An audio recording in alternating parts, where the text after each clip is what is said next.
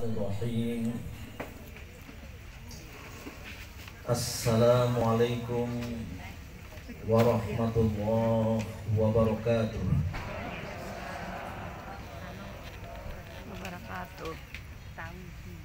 Alhamdulillahilladzi allafa baina qulubina fa asbahna bi ni'matihi ikhwana. Asyhadu an la ilaha illallah wahdahu la syarika lah. Alladzi amarna bil ittihadi wal i'tisami bihablihi jami'an. Wa asyhadu anna Muhammadan abduhu wa rasuluh. Alladzi nahana 'anil infisali fi dinina. Wa ala alihi wa ashabihi wa man ittaba'a huda. Qala Allah Ta'ala fil Qur'anil Karim, alladzi khalaqal mauta wal hayata liyabluwakum ayyukum ahsanu amala. Yang saya muliakan para orang tua, Tauroka, Ina Bapak, Ina Kamina, Sanak Salaki Sawai, para jamaah rahimakumullah. Semoga kita semua dirahmati Allah Subhanahu wa taala. Alhamdulillah, pada malam ini kita dapat berkumpul, bertatap muka, walaupun masih dalam suasana keprihatinan, terutama akibat wabah COVID-19, dan juga kami keluarga, segenap keluarga besar almarhumah, tentu wajar kalau berduka karena ditinggal pergi oleh orang yang kami cintai, kami sayangi, yaitu bagi saya pribadi Ibunda Haja Amanah binti Ahmad Bazuni, yang telah dipanggil oleh Sang Pencipta 3 hari lalu, tepatnya hari Sabtu ya. Kami mendapat berita, namun tidak bisa segera terbang ke Sumbawa karena jadwal penerbangan yang tidak ada. Namun alhamdulillah kemarin sudah bisa berada di Sumbawa dan malam ini bisa hadir bersama-sama pada majelis takziah ini. Saya pribadi menganggap dan memperlakukan almarhumah sebagai ibunda, sehingga memanggil beliau Ina Ama, dan beliau pun menganggap saya sebagai, bukan sebagai keponakan, tapi sebagai anak. Sehingga pada satu waktu beliau marah di telepon karena mungkin saya salah sebut di kampus pesantren. Waktu itu beliau menginap dan ada tamu termasuk juga pendidik yang berasal dari luar Jakarta, luar Sumbawa, dan baru hadir. Saya kenalkan, ini tante saya, karena supaya jelas, karena mereka tahu ibunda kandung sudah meninggal dunia.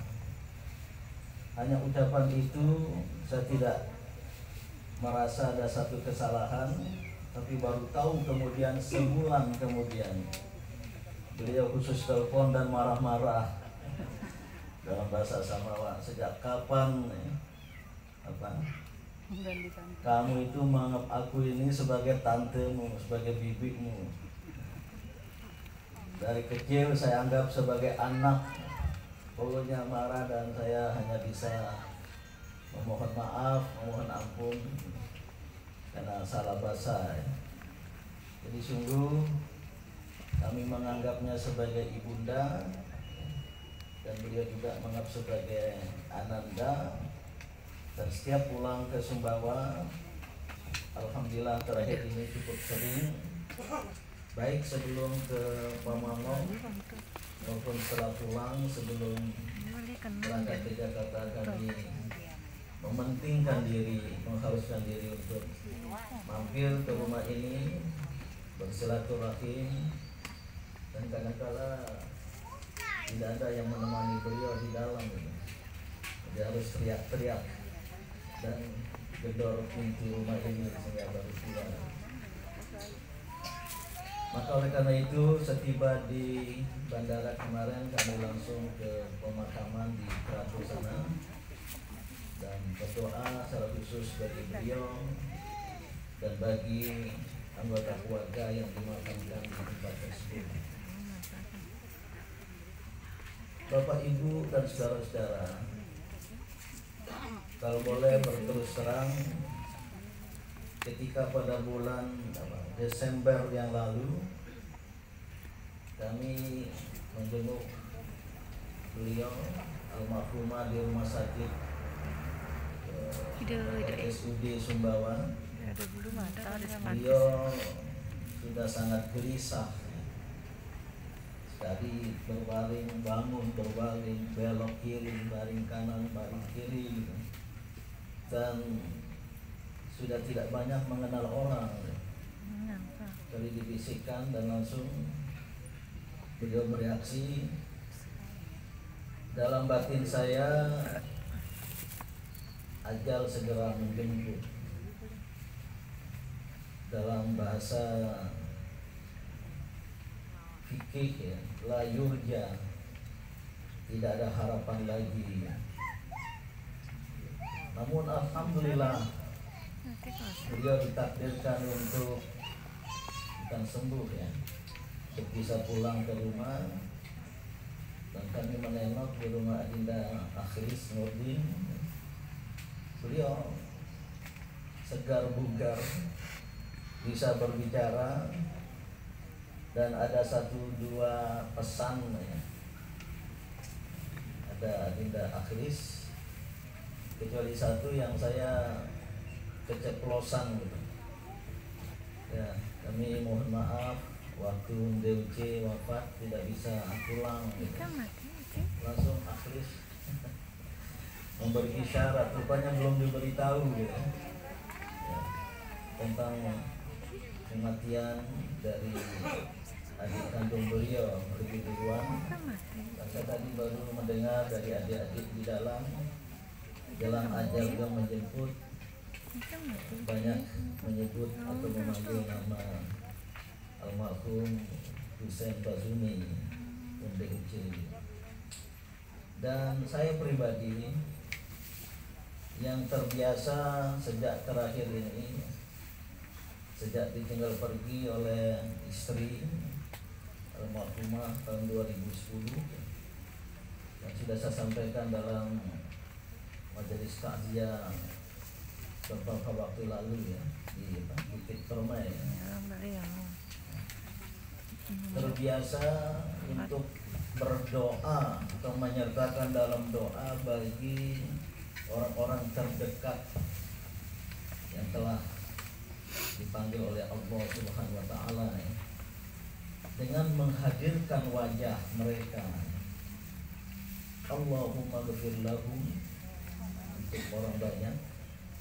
Yang saya hadirkan pertama kali ibunda kandung, kemudian yang kedua ayahanda kandung, yang ketiga almarhum Pamanda Khairuddin Nurdin, yang saya berhutang budi betul.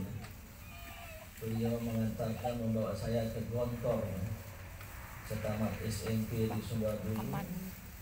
Yang bagi saya Gontor itu adalah tonggak milestone dalam perjalanan hidup, karir selanjutnya. Maka beliau saya masukkan dalam urutan ketiga itu. Baru urutan selanjutnya grup Bapak Ibu mertua ya. baik mertua pertama, mertua kedua, dan mertua ketiga. Biar jelas. Mertua.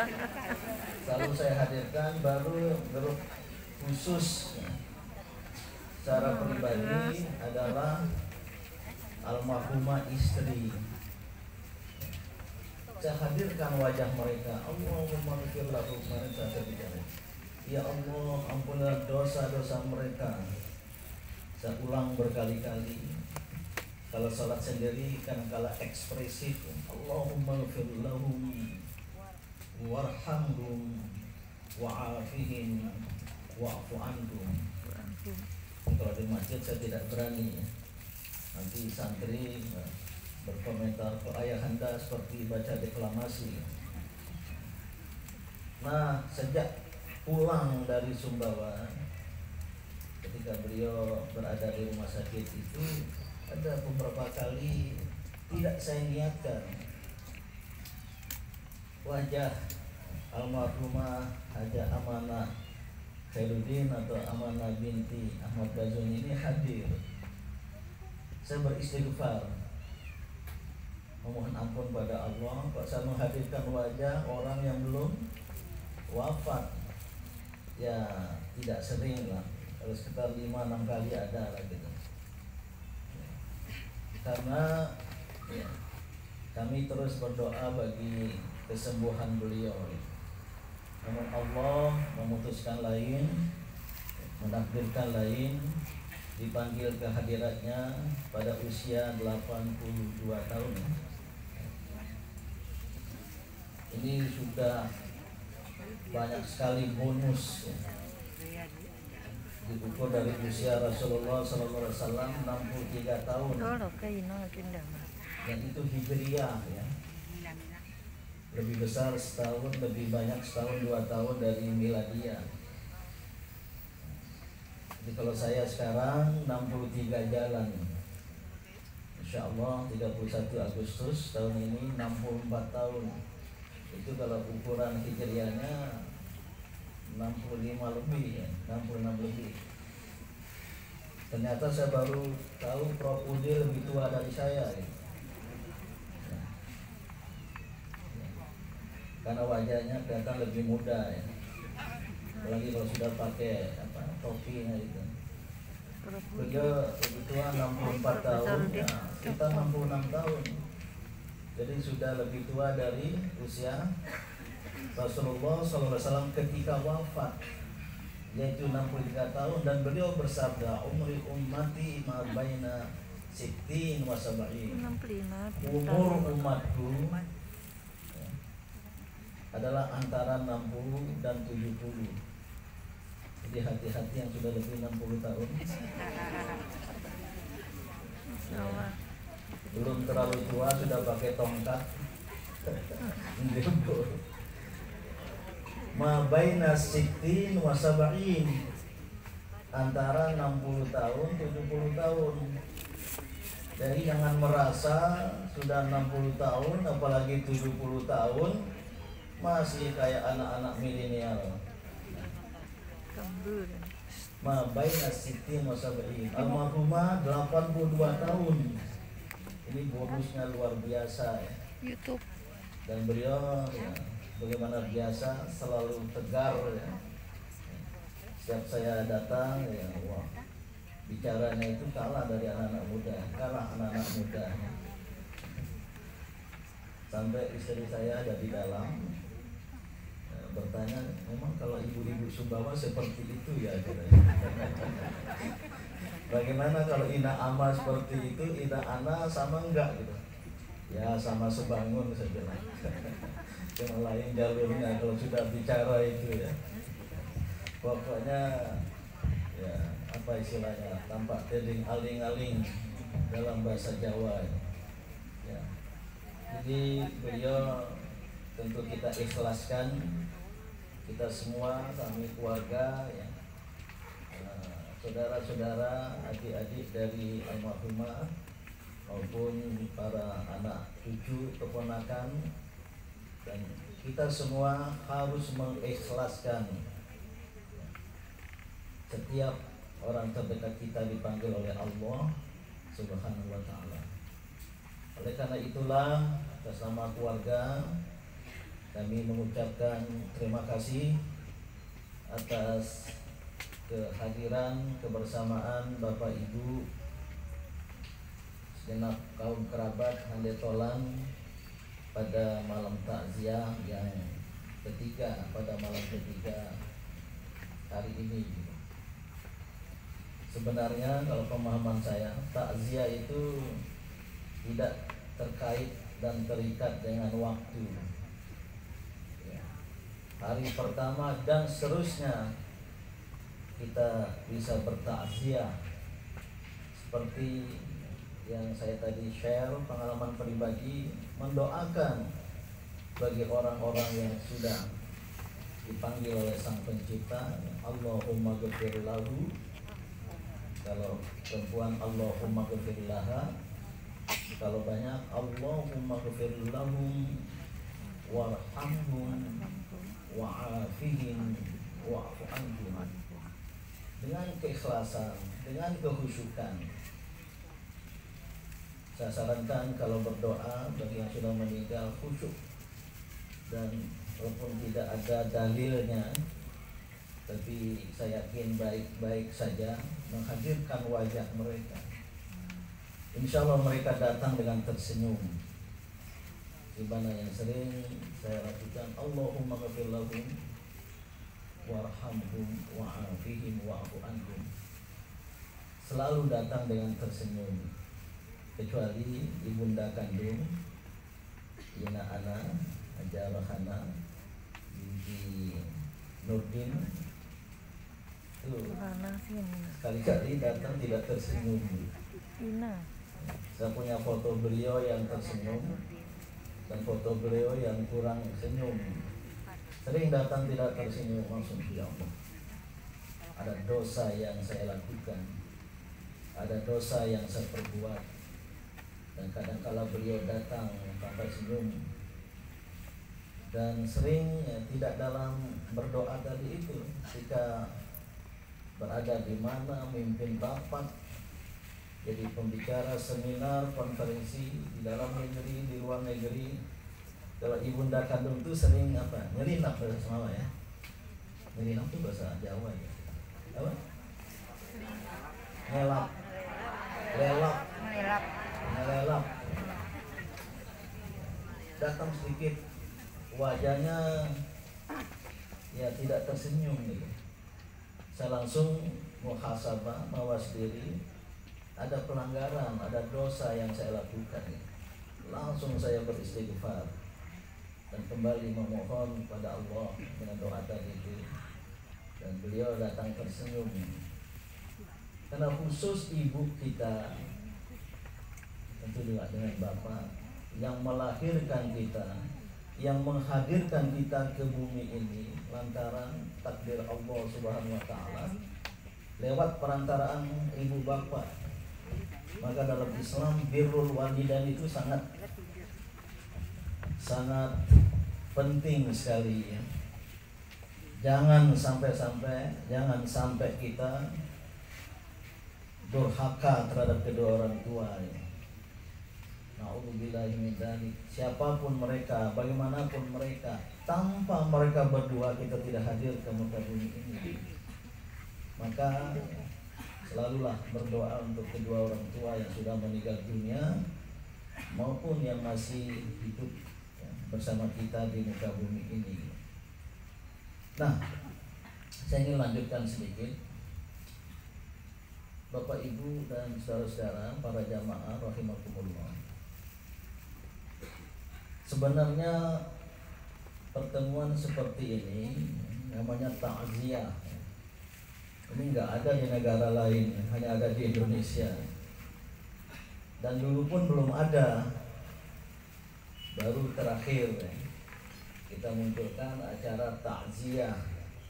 Azza wa azzi, takziah itu menghibur. Jadi kalau takziah kita datang untuk menghibur keluarga, atau disebutnya ashabul musibah, keluarga yang mendapat musibah, kita datang menghibur, tapi bukan datang dengan nyanyi dan musik menghiburnya gitu. Ya, tapi insya Allah sekarang ini ya, peristiwa kematian dapat kita terima sebagai takdir Allah Subhanahu wa taala. Maka yang penting bagi kita semua yang masih hidup ini adalah melakukan tadzkirah. Forum ini adalah forum pengingatan dan forum peringatan bagi kita yang masih hidup untuk mengambil pelajaran. Saya sampaikan dalam takziah yang lalu ya. Jadikanlah kematian sebagai ibrah, jadikanlah kematian sebagai pelajaran. Karena sebenarnya orang-orang yang sudah dipanggil oleh Sang Pencipta itu sudah selesai, nggak ada urusan lagi dengan Sang Pencipta. Kontrak kehidupannya sudah berakhir, maka tidak lagi ada masalah ya. Jelas masalahnya nanti kalau penuh dengan perbuatan baik akan dibalas dengan kebaikan, dengan surga. Kalau penuh dengan perbuatan buruk akan dibalas dengan keburukan dan neraka di alam ukhrawi nanti itu. Yang masih bermasalah ini adalah kita-kita ini gitu. Kita yang hadir ini yang sedang atau masih menghadapi masalah, masih diberi kehidupan oleh Allah Subhanahu wa taala, tapi tidak selalu siap untuk mengumpulkan bekal bagi kehidupan ukhrawi. Jadi yang masih bermasalah kita-kita ini gitu. Yang ya segera akan menyusul. Katanya selesai acara takziah ada juga yang meninggal kan. Saya nggak tahu siapa duluan ya. Mudah-mudahan kita masih diberi kehidupan. Maka kita berkumpul seperti ini. Kata istri saya yang berada di dalam, kalau acara takziah di Subang ramai seperti itu ya katanya. Dan baru hadir kemarin itu, orang ramai sekali. Ini kalau dilihat di luar ini ramai lagi. Ini tidak kalah dari rapat akbar partai politik. Ya begitulah di Sumbawa sebenarnya. Ya. Kalau di Jawa sana tidak selalu seperti ini. Bahkan di daerah tertentu, di kalangan tertentu itu selesai pemakaman ya selesai. Gak ada malam pertama, malam kedua, ketiga ya. Apalagi di kalangan Muhammadiyah gak ada tuh hidangan snack beraneka warna ya. Oh, ini lagi bawa snack ini. Ya, ini budaya. Ya. Sebenarnya yang paling penting bagi kita berdoa bagi almarhum, almarhumah dan memantulkan doa itu bagi kita. Jadi ketika kita berdoa Allahumma ghfirlaha bagi almarhumah, kita pantulkan pada diri kita sendiri. Jadi ada self motivation, motivasi diri, self suggestion. Kita memohon kepada yang sudah wafat, tapi sejujurnya kita berdoa untuk diri kita sendiri. Pegal tangan.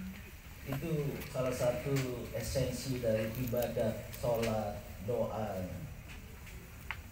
Nah, dalam sebuah hadis Rasulullah SAW ada bersabda, "Idza mata ibnu Adam, jika Bani Adam mati, ya, berpisahnya ruh dan jasad, dijemput oleh al-maut, in qata'a amaluhu illa min thalatin, putuslah amalnya kecuali dari 3. Apa maksud inqita'ul amal? Inqata amaluhu, berputuslah amalnya, tidak lagi bisa berbuat apa-apa, sudah berpisah roh dan jasad. Esensi sebagai manusia yang punya an-nafs, yang ada karena pertemuan roh dan jasad sudah berakhir. Al-maut, al-faut, putuslah, tidak bisa lagi. Maka ada dalam ayat Al-Quran itu ya, orang-orang yang sudah berada di alam barzah, alam akhirat, ingin dikembalikan ke dunia walau sesaat, tapi tidak bisa lagi. Namun roh manusia ya, roh manusia akan tetap hidup, dan roh itulah, ada pendapat, bersama jasad bertemu kembali, yang akan mempertanggungjawabkan kehidupannya di dunia ini, di akhirat nanti itu. Nah, yang berasal dari tanah, jasad kita ini berasal dari tanah. Dalam Al-Quran, "Tsumma sawwahu", ketika Allah menyempurnakan kejadian manusia dalam kandungan ibunya. Luar biasa indahnya Al-Quran dan Al-Hadis. Arba'una yawman nutfah, 40 hari dalam stadium nutfah, sperma dan ovum yang bertemu. Arba'una yawman alaqah, 40 hari dalam stadium darah kental yang melekat di dinding rahim. Arba'una yawman mudghah, 40 hari dalam stadium daging, daging menjadi tulang, tulang yang dibungkus kembali dengan daging. Fatabarakallahu ahsanul khaliqin, dan maha suci Allah yang menciptakan dan merupakan pencipta terbaik. Baru setelah itu, tsumma sawwahu, setelah sempurna kajian itu, sudah ada tangan, kaki, mata, telinga yang belum berfungsi. Baru Allah berfirman, surat As-Sajdah ayat 7 itu, wa nafakha fihi min ruhihi. Kemudian dia Allah itu meniupkan, menghembuskan padanya dari rohnya. Begitu dihembuskan, maka organ-organ tubuh berfungsi, mata melihat, telinga mendengar, dan ada potensi-potensi rohani, potensi-potensi kejiwaan dalam diri kita itu. Inilah ruh dan jasad bertemu. Nanti ruh dan jasad berpisah. Biasanya karena jasad tidak ideal lagi bagi ruh.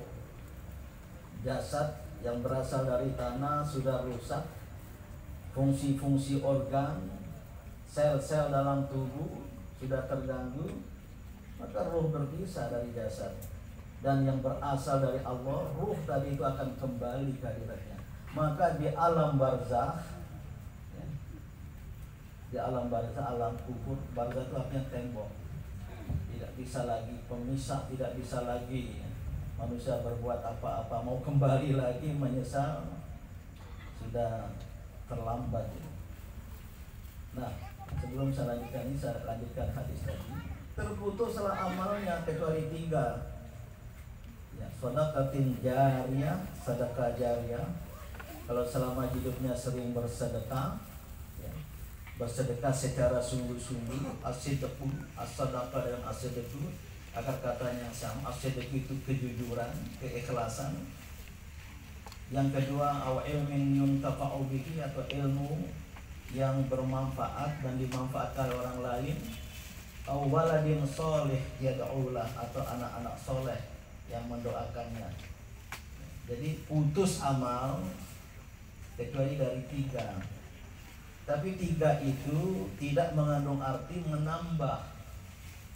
menambah yang baru, tetapi akan menjadi catatan di diri Sang Pencipta untuk bekal kita di akhirat nanti itu. Maka kalau kita bersedekah itu ya kembali kepada pelakunya. La tadiru waziratun wizra ukhra. Seorang diri tidak menanggung dosa orang lain. Termasuk pula saya berpendapat, ini ada pendapat lain, itu tidak menambah tapi lebih sebagai pelakunya. Jadi kalau keluarga sekarang niatnya bersedekah, menjamu yang hadir, yang dapat pahala yang bersedekah. yang dapat pahala yang bersedekah ya, kalau dilakukan dengan penuh keikhlasan, tidak untuk yang telah meninggal dunia. Tetapi mohon hati-hati mendengar dan memahami perkataan saya, ucapan saya. Tetapi roh yang berada di alam barzakh ya, menunggu kiamat nanti, berada dalam kehidupan ruhiyah, berada dalam kehidupan rohani ya, dapat mengetahui apa yang terjadi di muka bumi ini. Tapi mereka tidak bisa berbuat apa-apa lagi. Maka kalau ada amal jariah yang dimaafkan orang lain, membangun masjid, membangun lembaga-lembaga pendidikan Islam, menyantuni yatim piatu, fakir miskin, itu yang akan membawa mereka roh itu dalam keadaan bahagia. Ketika melihat roh, saya yakin roh almarhumah melihat kita malam ini.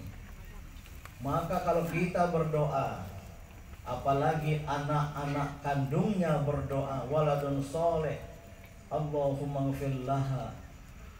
Itu ada dalam sebuah hadis, saya lupa teksnya, tapi kira-kira analognya, kiasnya itu bagaikan ayam yang diberi makanan, datang dengan penuh kegembiraan. Dan dalam hadis lain, ketika dia dikenai azab kubur, malaikat akan berhenti. Tapi kalau doanya hanya singkat ya, azabnya berlanjut lagi. Maka roh yang berada dalam barzakh bisa menyaksikan yang ada di dunia. Maka para anak cucu ya, hati-hati dalam perbuatan di dunia. Ketika terlibat dalam kemaksiatan, dalam kemungkaran, dan apalagi ya, dalam pertengkaran di antara keluarga sering terjadi ya. Pertama karena warisan biasanya itu yang tidak terselesaikan. Betapa sedihnya roh yang berada di alam barzakh menyaksikan kita yang masih hidup ini.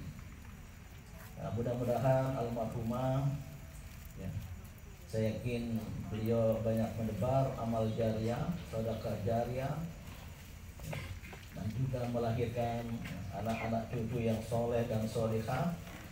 Ini menjadi sumber ya, dari kebahagiaan dari orang-orang yang sudah meninggal dunia. Bapak, Ibu, dan saudara, saya tidak akan berpanjang. Tapi melihat terakhir ini ya, betapa banyak orang-orang terdekat di sekitar kita dipanggil oleh Allah Subhanahu wa taala. Apalagi pada masa pandemi ini. Di Jakarta itu ada tradisi di masjid-masjid Betawi gitu. Inna lillahi wa inna ilaihi raji'un. Telah berpulang ke rahmatullah Bapak ini. Total 2 jam lagi ada lagi dari Menara Masjid, inna lillahi wa inna ilaihi raji'un. Ya, saat terakhir ini banyak gitu, pengumuman seperti itu. Dan sekarang di WA kita di awal-awal Covid, ya Allah, subhanallah, itu telah meninggal dunia. Kadang-kadang kita gimana ya? Menjawab itu gimana? Ya, copy paste aja yang di atasnya itu. Allahumma ghfir lahu, Allahumma ghfir laha warhamha. Saya biasanya mementingkan ini menulis walau singkat ya, sesuai kondisi kita. Ya, kadang-kadang semoga telah memperoleh husnul khotimah. Paling tidak tulis amin, doa orang posting yang di atas itu. Jangan ya seperti sebuah rutinitas kita copy paste ucapan-ucapan dari yang di atas itu. Ini patut kita renungkan. Kematian ini tentu adalah kita yakini sebagai sebuah kepastian. Kita pun akan menyusul, tidak tahu kapan, di mana, dan bagaimana. Itu 3 misteri. Tidak tahu, tidak pernah akan tahu kapan kita meninggal. Sehingga kita menyiapkan diri ya. Di mana dan bagaimana gitu. Tapi tidak ada salahnya kita siapkan kematian yang selalu menjemput. Ya. Ini ada Pamanda Majid Abdullah, keluarga dari Pamango. Saya bilang sama istri, kalau saya dipanggil oleh Allah ingin dimakamkan di pusat pesantren itu, sehingga para santri berdoa ya. Cuma makam Dea Tuan itu enggak angker lagi ya. Dulu angker tempat kemusyrikan, saya pernah naik masih semak-semak ya. Bukit itu. Ternyata ada ada kalung. Bukan sesajen, enggak saya pernah lihat sesajen. Ada kalung, ada rantai, ada surat. Begitu saya buka suratnya, tolong jodoh saya disegerakan ya. Tapi sekarang sudah kita pugar ya. Itu makam itu antara Dea Tuan itu ulama lokal lah di Sumbawa Selatan sana ya. Dan ada 8 ya makam, saya pernah naik ke atas. Itu saya pugar. Itu adalah makam seorang syahid di Chechnya. Waktu itu saya sedang berada di Rusia, di Chechnya, pada sidang aliansi strategis Rusia dengan dunia Islam. Saya anggotanya sejak 2007. Wah, ini makam seorang syahid. Langsung saya foto. Kebetulan waktu itu saya Mas Tarki ya, kontraktor ya, sedang membuat itu. Tolong Mas, rubah rencananya, bisa nggak buat seperti makam seorang syahid di Rusia itu. Jadilah seperti itu ya, kira-kira 70% mirip gitu. Hingga santri kalau lewat tiap malam, tiap hari tidak tidak merasa takut atau apa ya. Bahkan ada anak-anak bikin video nyanyi-nyanyi di makam ya, supaya ada background yang bagus ya. Saya udah larang ya. Selalu berdoa, dan imam di masjid tolong doakan ya, semua orang-orang tua dan semua yang dimakamkan di tempat itu. Tapi saya bilang jangan dong, saya juga ikut. Tapi nggak ada ya, sehidup semati itu ya. Kalau mati suaminya, istri nggak mau ikut ya. Kalau istri mati duluan, suami nggak mau ikut ya. Pak JM pada kawan saya di Jakarta, itu begitu mati ya, wafat istrinya. Waduh, sedih sekali. Seorang tokoh cendekiawan muslim, nggak usah saya sebut namanya, dari Muhammadiyah. Sedih sekali itu. Pokoknya nggak bisa dibayangkan kesedihannya. Dan bikin puisi ya, saya dikirim puisinya, betapa kesedihan seorang istri. Mungkin karena perjalanan hidup bersama sang istri, tapi belum sebulan sudah nikah lagi. Kata orang Jakarta, tanah kubur belum kering gitu. Sudah nikah lagi gitu.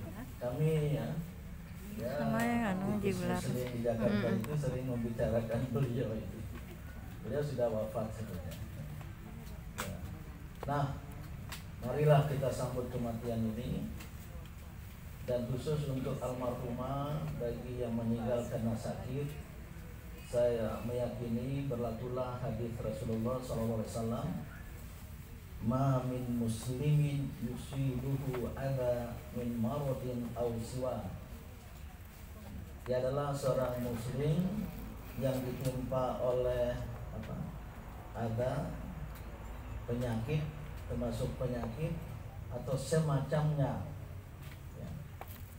Illa ahatallahu bihi min sayyi'atihi, kecuali Allah mengampuni segala dosa-dosanya. Kama tuhitus syajaratu waraqaha, seperti sebatang pohon menggugurkan daun-daunnya. Jadi mudah-mudahan sakitnya almarhumah cukup panjang, ya, datang dan pergi sakit beliau, maka Allah telah mengampuni segala dosa-dosanya. Tapi jangan pulang dari sini begitu saya sakit aja, menyakit-nyakitkan diri. Maka mudah-mudahan Allah Subhanahu wa taala telah mengampuni dosa-dosa almarhum. Marilah kita berdoa bagi almarhumah khususnya dan bagi keluarga kita semua, kaum muslimin dan muslimat yang telah dipanggil oleh Allah Subhanahu wa taala. Mari kita berdoa dengan segala kebutuhan. A'udzubillahi minasyaitonir rajim. Bismillahirrahmanirrahim. Allahumma ghfir laha warhamha wa'afiha wa'fu anha. Allahumma la tahrimna ajraha wa la taftinna ba'daha waghfir lana wa laha. Allahumma ja'al qabraha rawdatan min riyadil jinan wa la taj'al qabraha hufratan min hufarin niran. Mari kita doakan orang-orang terdekat yang sudah meninggal dunia, bapak ibu kita, saudara-saudara kita, dengan menghadirkan wajahnya. Allahumma ghfir lahum warhamhum wa'afihim wa'fu anhum. Allahumma ghfir lahum warhamhum wa'afihim wa'fu anhum. Allahumma la tahrimna ajrahum wa la taftinna ba'dahum waghfir lana wa lahum. Allahumma ja'al qabrahum rawdatan min riyadil jinan wa la taj'al qabrahum hufratan min hufarin niran. Allahumma ighfir lil mu'minina wal mu'minat wal muslimina wal muslimat al ahya'i minhum wal amwat. Allahumma ighfir lana wa liwalidina warhamhum kama rabbawna shighara. Mari kita berdoa untuk kesehatan kita semua, khususnya pada masa pandemi ini. Allahumma rabban nas adhibil ba'sa washfina ya Allah, anta syafi la shifaa illa shifauka shifaan la yughadiru saqman wala alaman. Wahai Allah, Tuhan manusia, angkatlah segala penyakit dari diri kami dan sembuhkanlah kami ya Allah. Sesungguhnya Engkau Maha Penyembuh, yang tidak ada kesembuhan kecuali dari dirimu, kesembuhan yang tiada lagi meninggalkan rasa sakit. Allahumma inna na'udzubika min zawali ni'matik.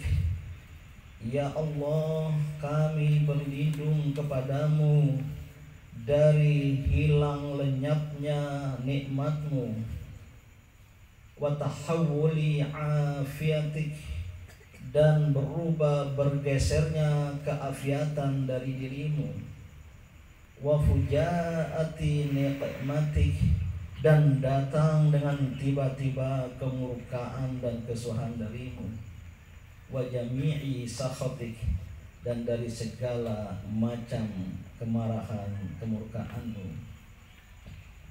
Allahumma salli ala Muhammad tibbil qulub wa dawaiha wa afiatil abdani wa shifaiha wa nuril absari wa dhiyaiha wa ala alihi wa ashabihi wa barik wa sallam. Rabbana atina fid dunya hasanah wa fil akhirati hasanah wa qina adzabannar walhamdulillahi rabbil alamin. Sekali lagi atas nama keluarga kami mengucapkan terima kasih. Jazakumullahu khairal jaza atas kebersamaan Bapak Ibu dan saudara-saudara pada malam takziah malam ini. Dan sekali lagi marilah kita jadikan kematian sebagai pelajaran untuk kita menyiapkan diri menjemput ajal yang akan tiba pada waktunya, yang kita tidak tahu kapan, di mana, dan bagaimana. Terima kasih, mohon maaf atas segala kesalahan dan kekhilafan. Wabillahi taufiq wal hidayah. Wassalamualaikum warahmatullahi wabarakatuh.